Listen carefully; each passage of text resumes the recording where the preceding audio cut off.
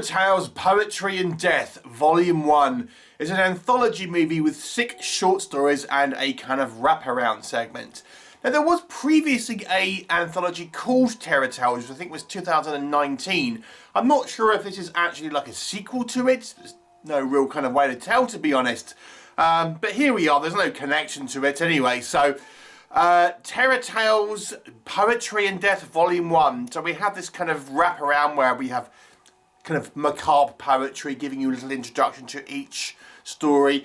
As with most anthologies, it's a little bit of a mixed bag. Now, I'll be honest with you, I am not the biggest fan of anthologies. I find them to be a little light in characterization for the most part, generally speaking, because of the short runtime. So I don't find them quite as captivating as maybe some. That being said, let's talk about this particular one. Now, for me, there was 2 standout short stories. The first one, which is actually a very simple story, to be honest with you, and it's about this kind of creepy guy who is a bowling enthusiast, a 10-pin bowling enthusiast, and he has a dark secret about his bowling balls. So that's all I'll kind of say. It's quite a kind of deliberately paced movie, and it's actually, despite it being a short film, it's in no hurry. And the reason why I think it works in this respect is because there's not a lot to it in regards to actual plot, but it's kind of just a little zinger, which I think has got a neat little not exactly twist, but reveal. But you can kind of see coming, but it's just well done. I think the performances are strong. It has this kind of great kind of music that kind of goes with it. And I don't want to spoil it for you, but you know, it's somewhat of a macabre movie without being a particularly kind of complex one. The other standout really for me was one about this woman who desperately wants to get pregnant, and she can't conceive, and she goes to extreme lengths to get a baby. And it's the ending of this one. The effects are a little wonky, I will say, but I think, oh, that is pretty gruesome stuff, I would say. So that to me had a really strong ending. So I mean, the story's so up until that point, but it ends really well, which I think, you know, for a short little film like this, as part of an anthology, you want to kind of go with a bang. So I thought that was really strong. The rest of them, I've got to say, are middling. There is one which is kind of like a quiet place. So it's kind of this post-apocalyptic sort of world where we see that these kind of creatures, possibly like alien creatures, that seem to be attracted to sound, and they're invisible.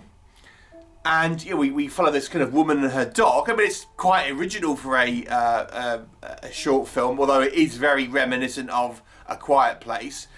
The problem with that one is I just didn't really feel like it gave you a lot of context about the actual the world and what's actually kind of going on. Again, I think because it's got a short runtime, it doesn't really have that sort of that build up and stuff, and as such, you kind of going into thinking, what the hell is what am I looking at? What's actually kind of going on here? And the effects are a little bit sort of CGI heavy on that one. Again, it's low budget, you know, it is what it is, but. Yeah, so you know, it's interesting and somewhat original, at least when you think about it as a short film, although it is a little bit derivative of A Quiet Place. But yeah, that was okay.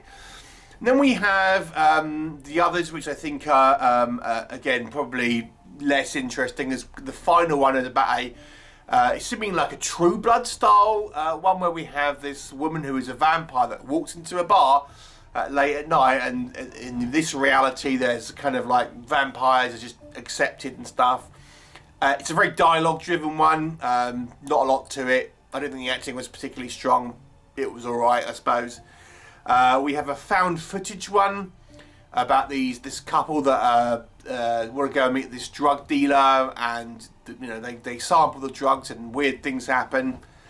Again, there was nothing special about it. And then the other one, which is the second film, is about a haunted doll, and it's very much just a kind of a sort of somewhat cookie cutter, generic haunted house movie, which again doesn't really feel like it has a huge amount of sort of context.